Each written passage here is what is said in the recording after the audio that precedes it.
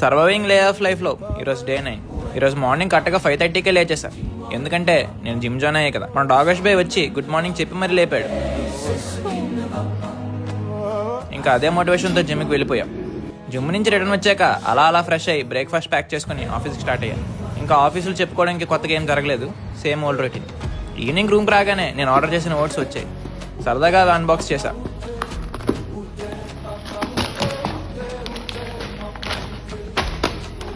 సరే బోర్ కొడుతుంది కదా అని బయటికి వెళ్దామని స్టార్ట్ అయ్యా. తీరా చూస్తే మన బైక్ హ్యాండ్ ఇచ్చింది. బయటకు వచ్చిన కారణంగా 300 రూపాయలు.